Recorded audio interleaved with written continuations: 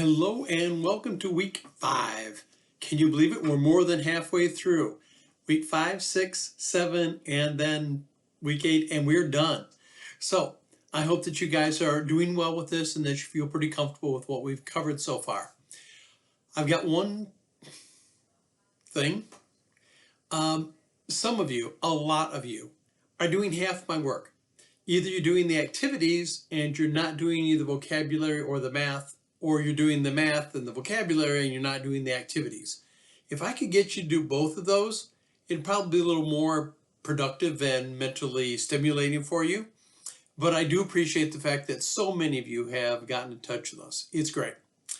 Okay, so what are we looking at here? Got a card. For Earth Science, congratulations. This week there's almost no new vocabulary, which is perfect. So there's only the vocabulary that goes with the actual activity, which is not a big deal. So Earth Science, we are finishing up with water. As of making this tape right now, I didn't have anybody actually show me how they would filter water. I had somebody tell me how they would filter water, like, oh, this is what, a suggestion is, but no one actually tried to filter water. And I think that in this concept that we're trying to do, you want to do the activities. Give it a shot. Okay, now water is still our topic here, and one of the things that we look at, and most of us do, is we mix water with almost everything. If you're making Jell-O, it's water and stuff. If you're making pop, its base is mostly water, and then they put ingredients into it.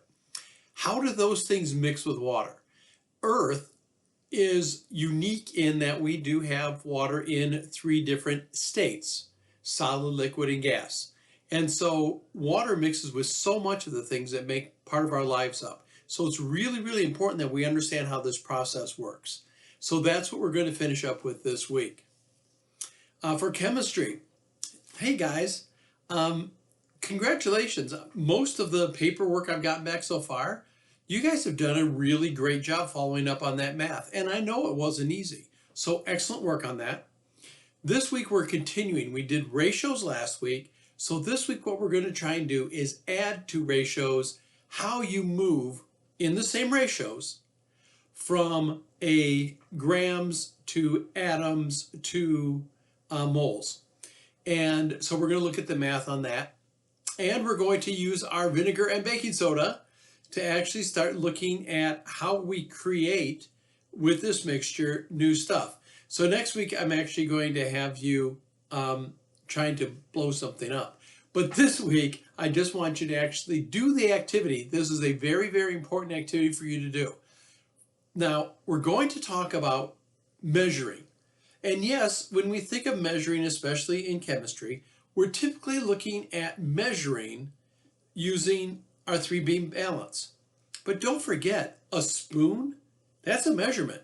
So if I have 3 spoons of something compared to 1 spoon of something, am I still getting a measurement?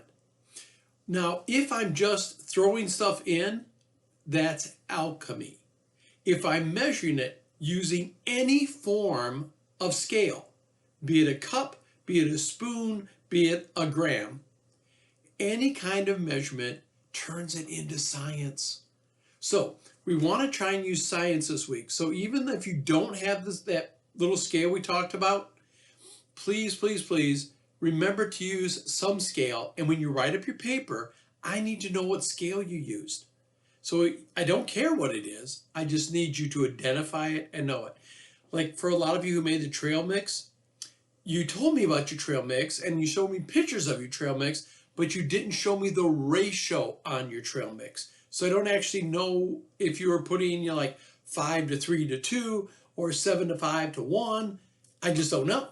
So please make sure that when you write that up, you do it. For everybody, either on your paper heading or on the actual paper, I need your name, your hour, and what week. Because I've got some people who are just starting this week. And so if you're working on week 1 or week 3 or week 5, please put that in there. It makes it easier for me if you put your hour in so I can find you as I'm grading you and checking you off. And just please help me with that.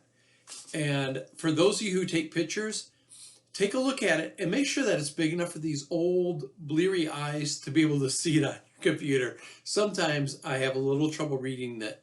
And if your writing isn't the best, like mine, because you've all seen me write on the board, please make sure that if you can, you type it up. I just want to make sure I give you credit for what you're actually doing. And by the way, for all of you, I know that this hasn't been easy, but I really appreciate the work you're doing. Stay well.